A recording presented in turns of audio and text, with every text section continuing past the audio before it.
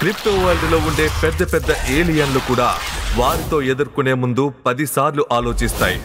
ధ్రువ ఏదో విధంగా లేచి నిలబడి దేవాశ్రమంలోని తన గదికి వెళ్లి కూర్చున్నాడు.